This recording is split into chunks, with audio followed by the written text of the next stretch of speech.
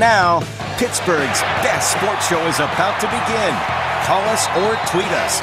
We got things to talk about on the Ireland Contracting Nightly Sports Call. All right, Ken, thanks very much. Good evening, everyone, and welcome to a Thursday, July 5th, 2018 edition of the Ireland Contracting Nightly Sports Call right here on the Borders and Borders hotline. Bob Pompiani, Gene Collier flanked to my left tonight. We'll be taking your calls on that number, and you can also tweet us tonight at KDPomp, at Gene Collier. We'll begin with, this is the time of the year where you get a lot of rumor and speculation. The NHL draft is over, free agency is kind of fizzing out, and not a lot of things to talk about. So rumors start perking up, and we heard one yesterday regarding Max Pacioretty, who is unhappy in Montreal. He is their captain. He's a prolific goal scorer, really, by today's standards. 5 years, he said, over 30. 2 years ago, 39, coming off a bad year, but he wants out.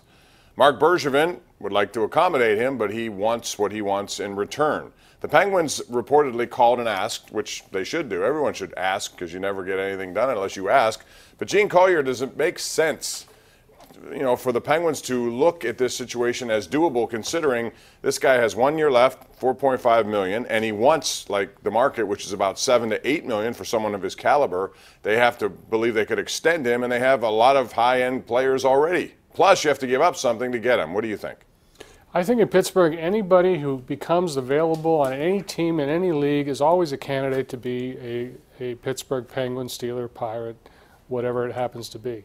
I think in this case, this is similar to the Tavares situation. There were rumors out there that the Penguins were interested in Tavares. What would they do with him?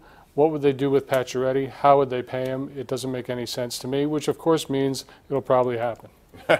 But the question is, how much will you be willing to give up?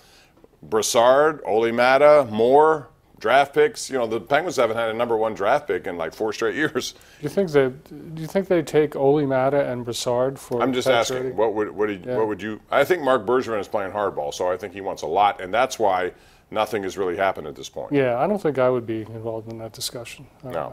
I just don't. There are a lot of teams that would be and would like to have him, and him thinking about him on a second line, for example, with Ole Mata or with Evgeny Malkin, or something of that nature would be interesting. But again, you'd have to give up, and you'd have to sign him long term, unless you want a 1 year rental player, which is I don't think they want to win, but they don't want to win at the expense of giving up a lot of people and then knowing you may not be able to re-sign him. So it could be a sign and trade situation. Now we're approaching the trade deadline for the Pirates. Gene, they come home after a terrible trip to L.A. where they got swept, 31-8 combined scores, and they're 11.5 out. It looks like Milwaukee's going to win tonight over a very good Atlanta team. So for all intents and purposes, this season is over with regard to playoffs or any sort of postseason. So then the question is, what will define success in the next 2.5 months, and who will be available at the trade deadline? And quite frankly, what do you get? Because none of these players are star players. I don't know. I'm not really willing to say that the season is over for them. I mean, this road trip was actually decent. It was 4-5. They were terrible in LA, and that's what's freshest in everybody's mind. But up until Monday, I thought they were having a decent trip. So I think it's a little premature to, call an end to the season. If here they come with 10 home games. Now, if they lose 7 of those, I think that would do it. Well, the only thing that disturbs me about that trip is that they beat bad teams in San Diego, New York, but when they got the good team, and the Dodgers are that, and they come home to some pretty good teams. The Phillies are good. Mm-hmm. Washington, by the way, won tonight, Gene. They were down 9-0 to Miami. They came back and scored 10 straight and won 14-12. Now, maybe they need that because they've been just horrid of late. Lost 5 in a row and 17-21. Yes, and you don't expect that from them. Different position for them. Normally they're running away with the division at this point, looking forward to the postseason, and then failing in the first round. Maybe this is the way they get in, get hot at the end, and who knows, they have enough talent to do it. But that's the second team, and then 5 against Milwaukee before the break. And you're right. Oh, that's right. At this point, that'll determine where they are. Mm-hmm. Well, again, of the people who trade, who do you trade? And what do you expect to get out of them? I don't think there are any Pirates who are indispensable. I agree. No, I don't. But I also say, again, what would you get if you traded, let's say, a Harrison, let's say a Mercer, let's say a Freeze? What do you get? Well, I don't know.